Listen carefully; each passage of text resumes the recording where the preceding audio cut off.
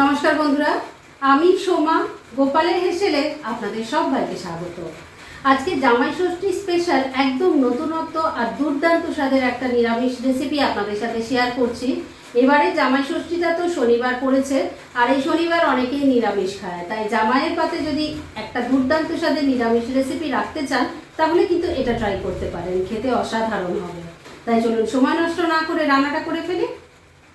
আজকে স্পেশাল দিনের একটা স্পেশাল রান্না করছি, তার জন্য আমি প্লেটের মধ্যে কিছু জিনিস সাজিয়ে রেখেছি।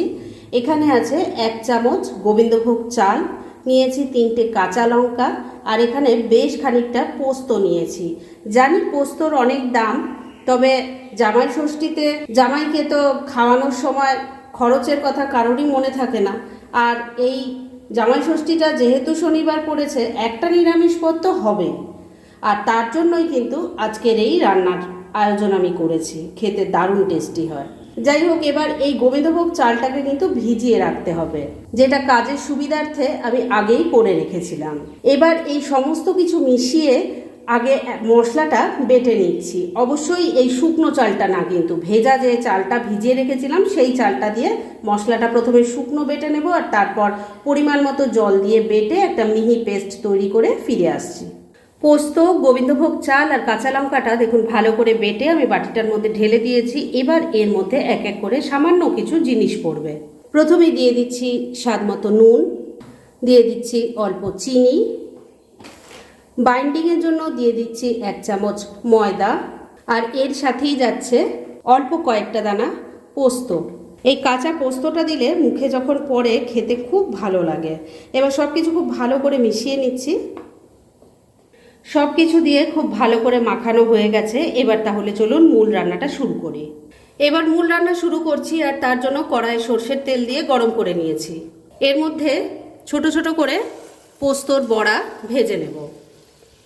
এই রান্নাটা বন্ধুরা একদম ইউনিক একটা রান্না, খেতে অসম্ভব ভালো হয়। সেটা একবার ট্রাই না করলে আপনারা বুঝতেই পারবেন না। আর যে কোনো স্পেশাল দিনে কিন্তু এটা আপনারা তৈরি করতেই পারেন। প্রথম ব্যাচের পোস্তর বড়াগুলো ভাজার জন্য বসিয়ে দিয়েছি। এগুলোকে এবার মিডিয়াম ফ্লেমে রেখে উল্টে পাল্টে লাল লাল করে ভেজে নিচ্ছি। প্রথম ব্যাচের পোস্তর বড়াগুলো উল্টে পাল্টে ভালো করে ভেজে নিয়েছি। এবার এগুলো তুলে নিচ্ছি, আর এইভাবে বাদ বাকিগুলো ভেজে নিয়ে তারপর নেক্সট স্টেপের দিকে এগোচ্ছি। সমস্ত পোস্তর বড়াগুলো দেখুন ভেজে তুলে নিয়েছি। এবার এই রান্নার মশলা বানিয়ে নেব। সেজন্য প্লেটের মধ্যে কিছু জিনিস সাজিয়ে রেখেছি। কি কি আছে সেটা আগে বলে দিই। এই রান্নাটা কিন্তু গোটা মশলা বেটে করলেই বেশি টেস্টি হয়। তার জন্য আমি এখানে নিয়েছি 1 চামচ গোটা জিরে, 1 চামচ গোটা ধনে, 2 টুকরো ছোট ছোট আদা আছে, 2টো কাঁচা লঙ্কা রেখেছি। ঝালটা অবশ্যই নিজেদের টেস্ট অনুযায়ী দেবেন। এই মশলাটাও প্রথমে আমি শুকনো বেটে নেব, আর তারপর পরিমাণ মতো জল দিয়ে বেটে একটা মিহি পেস্ট তৈরি করে তারপর নেক্সট স্টেপের দিকে এগোচ্ছি। রান্নার জন্য মশলাটা রেডি করে নিয়েছি, আর বড়া ভাজার পর কড়াইয়ে যা তেল আছে তার মধ্যেই বাকি রান্না করব। এর মধ্যে প্রথমে দিয়ে দিচ্ছি অল্প নুন, দিয়ে দিলাম অল্প হলুদের গুঁড়ো। এবার আলুর টুকরো ভেজে নেব, তাই দিয়ে দিচ্ছি। এখানে আমি একটাই মিডিয়াম সাইজের আলু নিয়েছি, সেটাকে একটু ডুমো ডুমো করে কেটে নিয়েছি। এবার ফ্লেমটাকে মিডিয়ামে রেখে আলুর টুকরোগুলো ভালো করে লাল লাল করে ভেজে তুলে নেব। আলুর টুকরোগুলো ভেজে তুলে নিয়েছি। এবার তেলের মধ্যে দিয়ে দিচ্ছি অল্প একটু গোটা জিরে, দিয়ে দিলাম একটা তেজপাতা, একটা শুকনো লঙ্কা, দিয়ে দিচ্ছি অল্প একটু হিং। এর সাথেই রান্নার কালারটা ভালো হওয়ার জন্য অল্প একটু চিনি দিয়ে দিলাম। ফোড়নটা যতক্ষণে ভাজা ভাজা হবে ততক্ষণে চিনিটাও ক্যারামেল হয়ে যাবে, আর এতেই রান্নার কালারটা খুব ভালো আসবে। ফোড়নটা ভাজা ভাজা হয়ে গেছে আর চিনিটাও ক্যারামেল হয়ে গেছে। এবার ফ্লেমটাকে একদম কমে রেখেছি, কেননা এই তেলের মধ্যে আমি দিয়ে দেবো একটু হলুদের গুঁড়ো, আর দিয়ে দিচ্ছি একটু কাশ্মীরি মির্চ পাউডার, এতেও কালারটা ভালো আসবে। ভালো করে মিশিয়ে নিচ্ছি। গুঁড়ো মশলা মিশিয়ে নিয়েছি। এবার তৈরি করে রাখা মশলার পেস্ট, মানে আদা, গোটা জিরে, গোটা ধনে আর কাঁচা লঙ্কার পেস্ট দিয়ে দিলাম। একটা মিডিয়াম সাইজের টমেটোকে বেটে রেখেছিলাম, সেটাও দিয়ে দিলাম।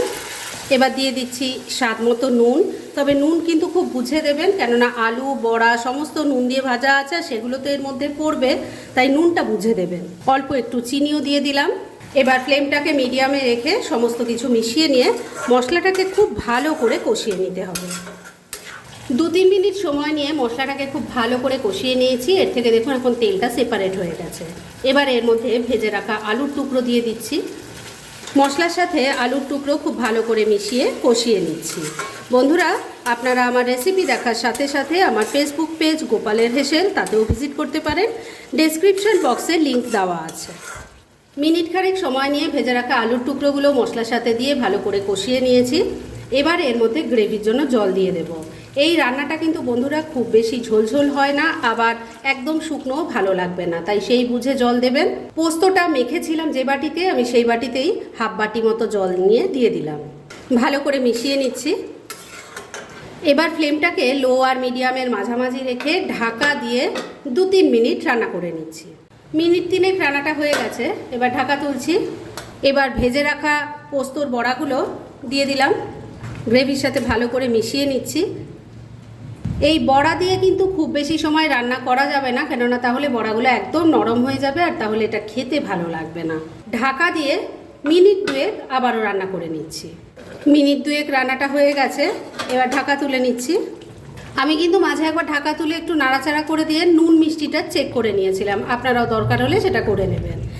রান্না মোটামুটি রেডি হয়ে এসছে। এবার শুধু শেষ পর্যায়ে এর মধ্যে দিয়ে দেব অল্প একটু গরম মশলার গুঁড়ো, আর এর সাথেই দিয়ে দিচ্ছি অল্প একটু ঘি। মিশিয়ে নিচ্ছি। রান্না তো আপনারা অনেকেই অনেক রকম করেছেন, কিন্তু এই রেসিপিটা কিন্তু একটু অন্য রকমের একটা রান্না, আর খেতেও অসাধারণ হয়। তাই যে কোনো স্পেশাল দিনে কিন্তু এই রান্নাটা করে যাকেই খাওয়াবেন তারই আশা করি খুবই ভালো লাগবে। একবার ট্রাই করে দেখতে পারেন। ঘি গরম মশলাটা ভালো করে মিশিয়ে নিয়েছি। রান্না এবার একদম রেডি। এইটুকু ঝোল থাকতে থাকতে কিন্তু আমি নামাবো, কেননা এটা ঠান্ডা হলে আরও ঘন হয়ে যাবে। তাই গ্যাসটা এখানেই বন্ধ করে দিলাম। আর এবার এটাকে মিনিট খানেকের জন্য স্ট্যান্ডিং টাইমে একটু ঢাকা রাখছি, আর তারপর সার্ভ করে দেখাচ্ছি। ফ্রেন্ডস, আমার আজকের এই দুর্দান্ত স্বাদের স্পেশাল রেসিপি একদম রেডি হয়ে গেছে এবং আমি সার্ভ করে দিয়েছি। নিরামিষ রান্না তো আপনারা অনেকেই অনেকভাবে করেছেন, তবে এই রান্না কিন্তু একদম আলাদা।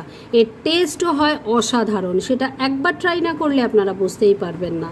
আর এরকম ধরনের অনেক ভালো ভালো নিরামিষ রান্নার রেসিপি আপনারা গোপালের হেসেল সার্চ করলেই পেয়ে যাবেন, যার মধ্যে থেকে কিছু কিছু আমি সাজেস্টেড বক্সেও দিয়ে দিয়েছি, সেগুলো আপনারা দেখে নিতে পারেন। তাই গোপালের হেসেল অবশ্যই ভিজিট করুন।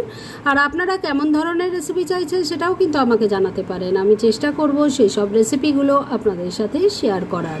আর আমার আজকের এই রেসিপি যদি আপনাদের ভালো লাগে আর ইউজফুল বলে মনে হয়, তাহলে যারা এখন আমার চ্যানেলটাকে সাবস্ক্রাইব করেননি তারা প্লিজ সাবস্ক্রাইব করুন। তাহলে আজকের মতো এখানেই শেষ করছি। পরদিন আবার এরকমই কোনো ভালো রেসিপি নিয়ে চলে আসবো। আপনারা সবাই খুব ভালো থাকুন, সুস্থ থাকুন।